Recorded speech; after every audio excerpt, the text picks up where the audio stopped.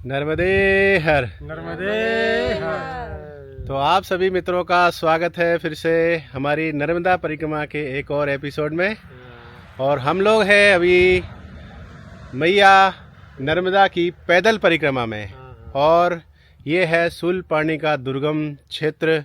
यहाँ पे परिक्रमावासी जब आते हैं तो थकान तो होती है, लेकिन जो आनंद की अनुभूति होती है उसका तो आप यहाँ पे आएंगे तभी समझ पाएंगे कि वो आनंद क्या होता है। कल हम लोग जो चले हैं, बहुत ही दुर्गम रास्ता था, धीरे धीरे एक एक कदम बढ़ाते बढ़ाते हम लोग आते रहे।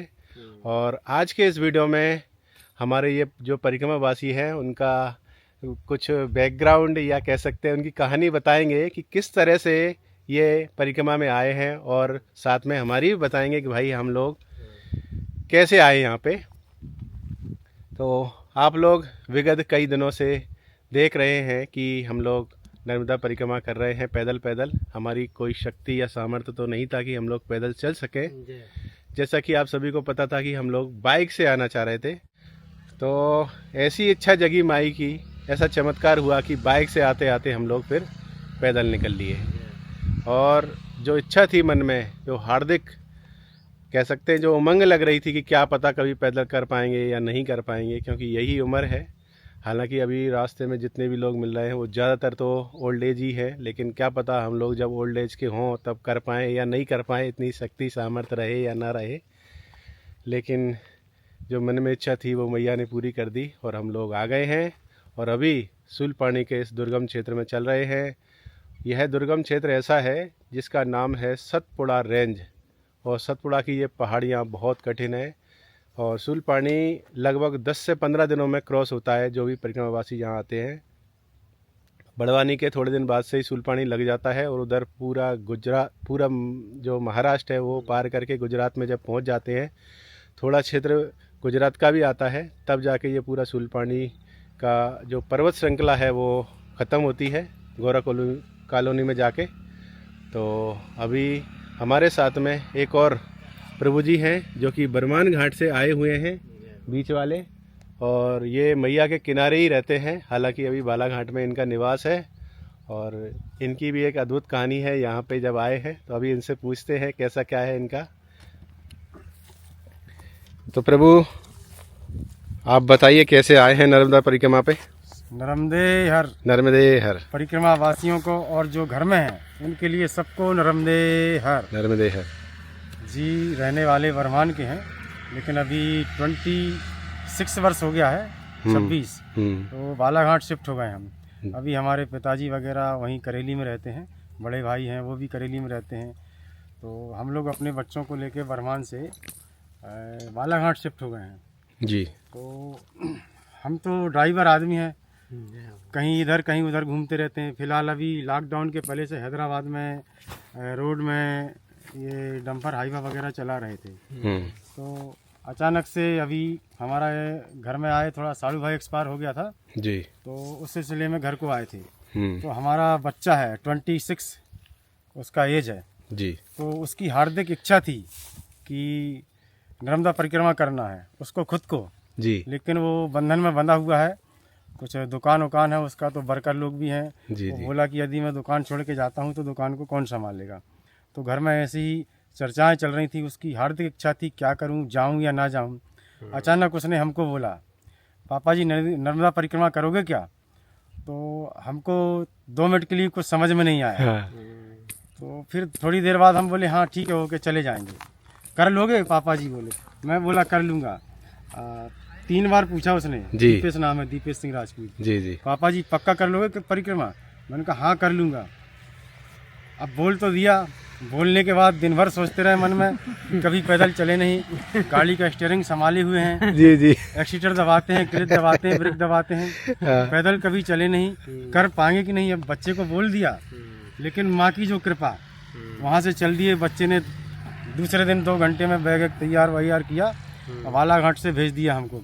हम करे सुराए 29 तारीख को पहुंच गया। तो 29 में रात्रि को हम रुके, 30 को निकले, 30 को रुके, और 1 तारीख को सुबह 8 बजे संकल्प लेके 8:30 बजे वहाँ से चल दिए। फर्स्ट दिन हम 25 किलोमीटर चले तो थोड़ी थकावट हुई। सेकंड दिन भी हम 25 चले। तीसरे दिन थोड़े पैर में छाले आए, जूते पहन रखे थे। जी जी। तो तीसरे दिन छाले के ऊपर ही चले, चौथे दिन भी वैसे चले। पांचवें दिन थोड़ा तकलीफ ज़्यादा हो गया। उसके बाद 3-4 दिन तकलीफ हुआ तो 20 किलोमीटर चले। इसके बाद अभी आपके साथ में हैं और आप देख रहे हैं कि हमारे बच्चे की प्रेरणा से लोग सोचते हैं कि माँ बाप बच्चों को शिक्षा देते हैं, लेकिन नहीं, गलत है। कभी कभी बच्चे भगवान का रूप होते हैं। ऐसा बच्चा निकल जाता है किसी किसी घर में, खुशनसीब होता है वो बाप और माँ जय हो कि जिसका बेटा भगवान का रूप पैदा होता है। बहुत सुंदर। और हमारे बच्चे की प्रेरणा से आज हम ये परिक्रमा कर रहे हैं। कम से कम अभी करीब 300-350 किलोमीटर हम आ गए हैं और अभी कोई तकलीफ नहीं हो रहा है। तो हम ये परिक्रमा अपने लिए नहीं कर रहे हैं, उसने प्रेरणा दी थी, इसलिए उसी के लिए हम ये प्रेरणा कर रहे हैं कि हमारा बालक ये परिक्रमा कर रहा है। तो प्रभु जी, घर में कितने सदस्य हैं आपके? घर में हमारी लड़की है एक, जो बड़ी है, प्रगति राजपूत नाम है उसका, जो कल्याण में सर्विस करती है जी। उसकी 28 वर्षेज है। लड़का 26 का है जी। और हमारी पत्नी है और हम हैं। तो हम चारों बालाघाट शिफ्ट हो गए हैं। जी जी। हालांकि हमारी सासू माता जो हैं, हाँ। गुलाब बाई जी। वो हमारे साथ में ही रहती हैं 25 वर्षों से। अच्छा अच्छा। गुलाब बाई उनकी सेवा का मौका मिला, हमारे बच्चों को भी उन्होंने बहुत साथ दिया। जी। तो अब माँ समझ के, हमारी माँ तो नहीं है, हमारे पिताजी हैं जो करेली में बरमान घाट के पास तहसील करेली है, वहाँ पर बड़े भाई के साथ हमारे पिताजी रहते हैं। जय हो प्रभु। उनका नाम है वृंदावन सिंह राजपूत। और आपका नाम? हमारा नरेंद्र सिंह राजपूत। जय हो।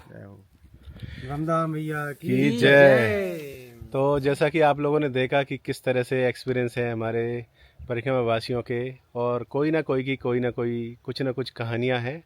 और हमारी कहानी के पीछे हमारी श्रीमती जी की भी बहुत ज़्यादा कह सकते हैं हार्दिक इच्छा थी। हुआ क्या कि जब हम लोगों ने 12 ज्योतिर्लिंग और 4 धाम यात्रा की थी, और उस समय हम लोग जब मैया के तट पे आए थे, उस समय इनकी हार्दिक इच्छा थी मैया में स्नान किया जाए, लेकिन कैसे भी करके हम लोग उस समय स्नान नहीं कर पाए, दुर्भाग्यवश। 2 बार 12 ज्योतिर्लिंग की, लेकिन एक बार भी मैया में स्नान नहीं किया था हम लोगों। तो मेरा मन तब से ही ऐसा था कि मैं कब मैया में स्नान करूं। अभी तो वापस जा रहे हैं घर पे, पता नहीं अब कब आएंगे, कब करेंगे, ऐसे ही सोचती थी। और जब हम घर पे पहुंचे ना, तो मैं कहता था कि हमने चलो कम उम्र में ही भगवान के इतने दर्शन कर लिए, क्या पता आगे कुछ कर पाएँ या ना कर पाएँ। तब ये एक ही बात कहती थी कि हमने नर्मदा मैया में स्नान तो किया ही नहीं।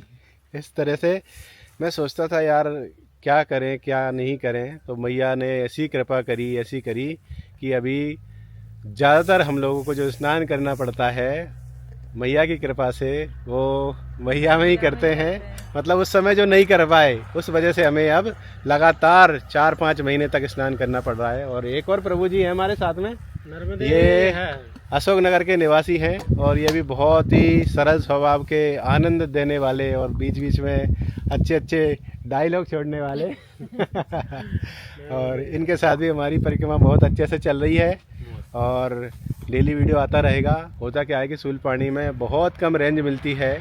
हालांकि हमें पता नहीं था कि कहीं कहीं एयरटेल का रेंज आता है, तो हम लोग एयरटेल की सिम लेके आते, लेकिन एयरटेल का भी काम नहीं करता भाई। यहाँ सूलपानी है, बहुत खतरनाक दुर्गम पहाड़ हैं, कहीं कहीं तो केदारनाथ से भी कठिन चढ़ाई आ जाती है। तो मैया की कृपा से पार कर लेंगे हम लोग, पार कर लेंगे और सूलपानी को निकल कर फिर हम लोग पहुंच जाएंगे गुजरात में। और इसी तरह आपको हमारे साथ साथ एक मानसिक यात्रा करवाते रहेंगे, क्योंकि ये यात्रा हमारी नहीं है, साथ में आप लोगों को भी है। आप लोग भी हमारे साथ साथ इस नर्मदा परिक्रमा को मानसिक रूप से कर रहे हैं। तो मिलते हैं अब अगले वीडियो में।